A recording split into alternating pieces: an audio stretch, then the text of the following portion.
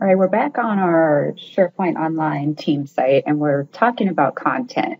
And the first thing I wanted to point out is looking at our homepage. One of the things we mentioned was we want to avoid having too much content on the homepage.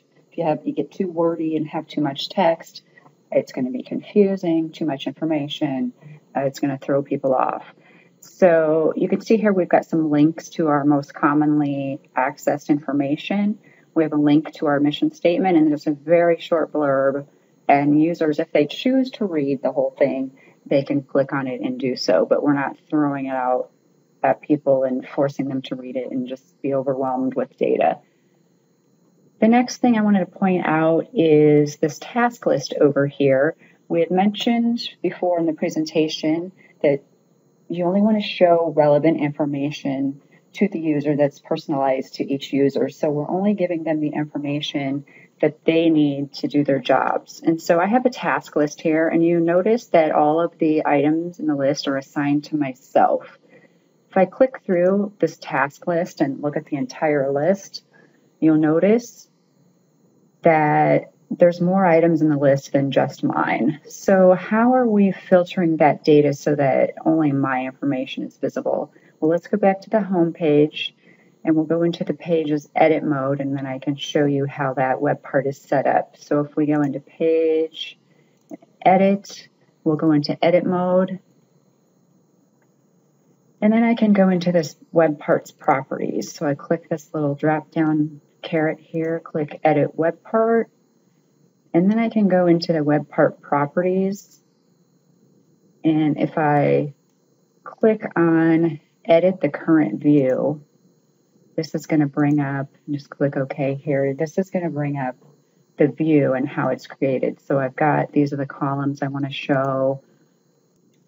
And then down below at the filter, we have a filter where we're showing assigned to is equal, then the word me surrounded in square brackets. So this is a special variable that you can use in your views, and they explain it up here. There's a couple here that you can use.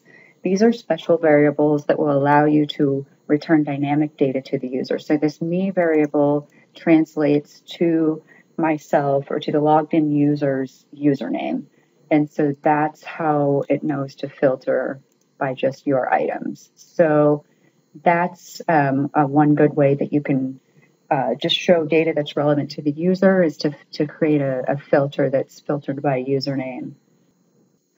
The last thing I wanted to show you is how to change the default view for a list or a library so that the data is more meaningful to the users. So let's just go in here. I've already got a view created, a default view all contracts. So this is a custom view. Let me go into this all documents view. By default, this view probably looks pretty familiar.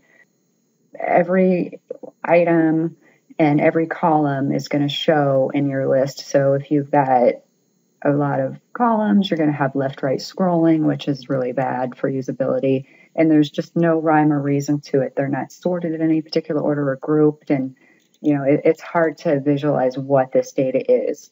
So what I did was I created a new view. And when I did so, first of all, we'll look at the view. This is just I grouped it by term. And so you can just see it's kind of a little bit easier to visualize. We can see these are all the contracts that have a 12-month term, 24 months, 36, and so on. To make a view as the default, I'm just going to go ahead and modify this view. You can do it upon creation, or after you've created it, you can go in and modify it. Okay, so since this view is already the default, you don't even see the option. I'm going to go in to a different view. We'll go back to our all documents view. And if we go into modify this view, you should see a checkbox here where, so I could change this. I would say make this the default view and save it, which I don't want to do here, but that's what I did after I created my view. I chose that to be the default view. So now that when we click on the view all contracts, this is the default view that appears.